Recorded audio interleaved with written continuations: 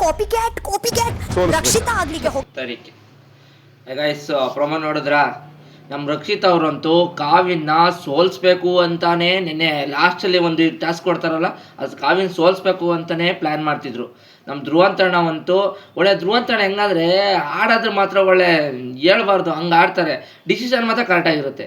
ಇವಾಗ ಧ್ರುವಂತಣ್ಣನ ಹೊಗಳೋದು ಬಿಡೋದು ಒಂದು ಗೊತ್ತಾಗ್ತಾ ಇಲ್ಲ.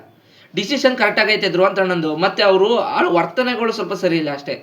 ಇವಾಗ ಆ ವರ್ತನೆಯಿಂದ ಏನಾಗ್ಬೋದು, ಧ್ರುವಂತಣ ನೆಗೆಟಿವ್ ಆಗ್ಬೋದು. ನನ್ನ ಮುಂದೆ ನನಗೂ ನೆಗೆಟಿವ್ ಅನ್ಸೋದು ನಿನ್ನೆ, ಬಟ್ ಡಿಸಿಷನ್ ಮಾತ್ರ ಕರೆಕ್ಟಾಗೈತೆ.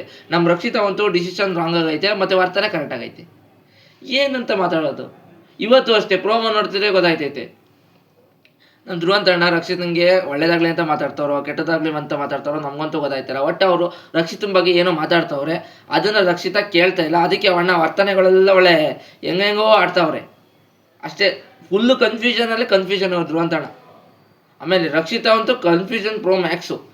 ನೆನ್ನೆ ಹೆವಿ ಕನ್ಫ್ಯೂಷನ್ ಆಯ್ತು ಮಾಡೋರು ಲಾಸ್ಟಲ್ಲಿ. ನಾವು ಕಾವ್ಯನ ಸೋಲ್ಸೋಗೋಸ್ಕರ ಮಾಡ್ತಾಯಿದ್ರು. ನಾನು ಕಾವ್ಯನ ಸೋಲ್ಸೋಗೋಸ್ಕರ ಮಾಡ್ತಾಯಿದ್ದೆ. ಧನುಷ್ ಯಾವ ಟೀಮ್ಗೆ ಹಾಕಬೇಕು, ನಾನು ಧನುಷ್ ಮಾಡೋ ಟೀಮ್ಗೆ ಹಾಕ್ತೀನಿ. ರಘು ಅಣ್ಣ ಯಾಕೆ ಮಾಡೋ ಟೀಮ್ ಬೇಡ, ಅವ್ರು ಬೇಡ. ಬರೀ ಈ ಥರ ಕನ್ಫ್ಯೂಷನಲ್ಲೇ ಆಡ್ಬಿಟ್ರು ನೆನ್ನೆ. ಇವತ್ತು ಅಷ್ಟೇ ಬರೀ ಕನ್ಫ್ಯೂಷನ್ನೇ. ಮೊದಲನೇ ಪ್ರೊಮೋ ಬಿಟ್ಟವ್ರೆ ಬಿಗ್ ಬಾಸ್ ಅವರು ಅಂತೂ. ಈ ಪ್ರೊಮೋ ಬಿಡೋದು ಬದಲು ಟಾಸ್ಕ್ ಪ್ರೊಮೋ ಅವ್ರು ಬಿಟ್ಟಿದ್ರೆ ಯಾರು ಗೆಲ್ತಾರೆ ಯಾರು ಸೋಲ್ತಾರೆ ಅಂತ ನನಗೆ ಗೊತ್ತಾಗಿರೋದು.